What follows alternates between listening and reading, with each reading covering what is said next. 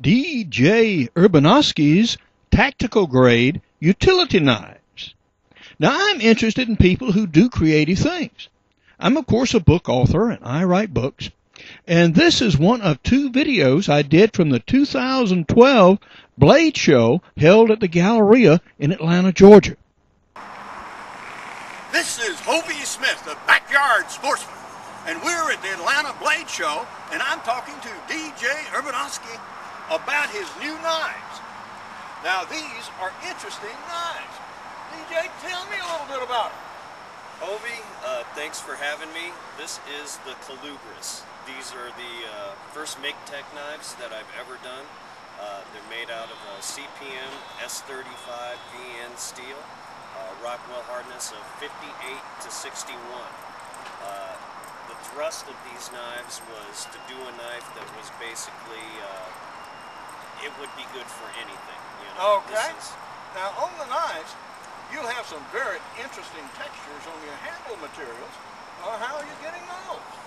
They're CNC machined, and then we blast them, basically. This is actually my company logo for American Combi Custom Blades.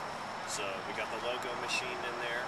We use about a 16th-inch cutter, and then they get blasted over that. Provides about the ideal amount of traction without abrading you or your clothing. So, well, indeed, this is a good feeling knife. Now, about the blade design. You have a point, pretty pricky, but not terribly so. You have a good cutting edge with a nice radius. You have a false edge on the back, and you have some good finger grooves right here. Now, what are the attributes of this knife? Be happy to tell you about that, Hovey. The thrust of this knife, like I said, was to do something that would work for pretty much everybody. With defensive applications, law enforcement, military, outdoorsmen, or just a guy that needs to carry a knife. I felt that a Wharncliffe is an excellent pattern for a general purpose knife, but it's got some deficiencies.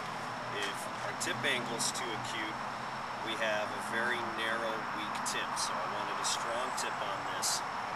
And then a Wharncliffe traditionally is going to have a straight edge on it. Straight edges, problem with that is they're difficult for some guys to sharpen.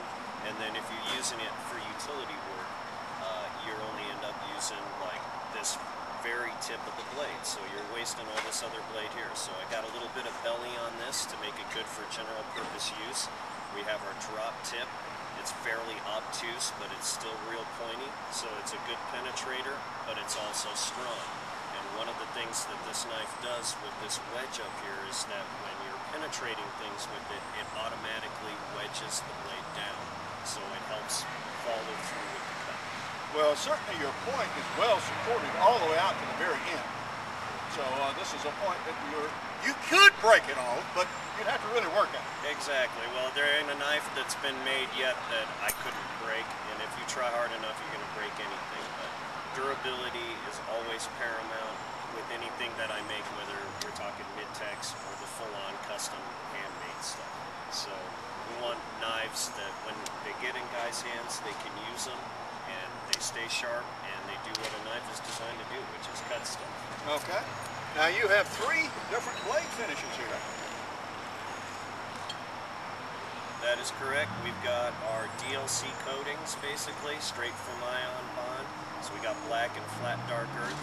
And then we got a tumbled finish. Tumbled finish, awesome for a regular user knife. Hides scratches, hides Kydex rub, and keeps the knife looking new. So very excited about these knives. Very happy with how they came out. It's what I'm carrying every day for my own personal knife, and I feel that they're just fantastic blades. Well, one nice thing about the knife is the balance point.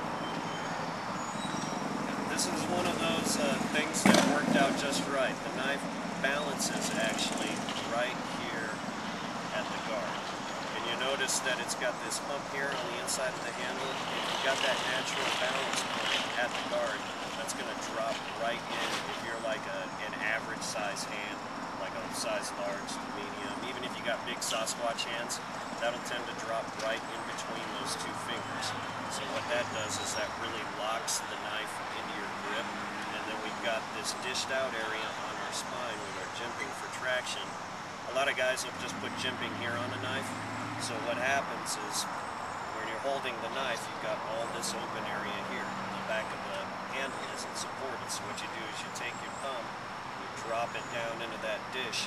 The knife points naturally. It feels very light and fluid in the hand because it's got that neutral balance point. And you'll notice now I've got full contact with my hand all along the spine of the handle.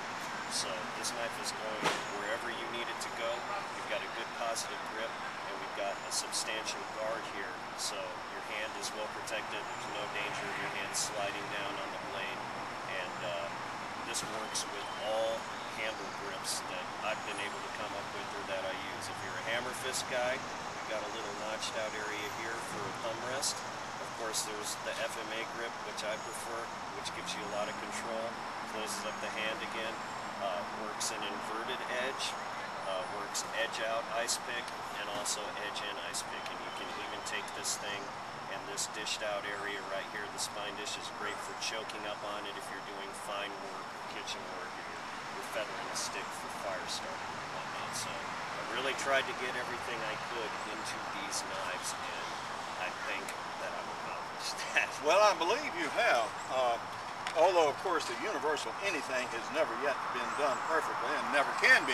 True that. But this is a good effort for a knife useful for a hunter, for self-defense purposes, or for general everyday carry. And it is a stout knife, but it is not all that heavy. Now, you have also pioneered some interesting other things in the way of a unique bit of eating equipment. And that includes these items. All right. These are my titanium sporks. They have a pretty much unpronounceable name initially, so we're just calling them titanium sporks now. These things are, you know, medical, aerospace, military grade 6AL 4B titanium. They're forged one at a time on my handmade dies, made in Nebraska, where everything else is made. And they're actually made from aerospace and military drop, the leftover stuff. So instead of sitting in a scrapyard or going in a landfill, we take that stuff and repurpose it and forge out these sporks. So they're environmentally sound also. So what you have is a combination spoon, fork, and of course, cap lifter. Well, as always, you have come out with some very interesting and innovative products. And congratulations. Well, thank you very much, Hovey, for taking the time to interview me. And I'm glad that you like the product and you thought enough about me and that to have me on the show. It's great being here, and this is fantastic. For more information about DJ Urbanovsky's knives, go to info@americancommie.com. Now, to find out about my books, blogs, videos, and radio show, Hovey's Outdoor Adventures, go to my website, www.hoveysmith.com. Good hunting and good eating from the outdoors. Goodbye, and God bless.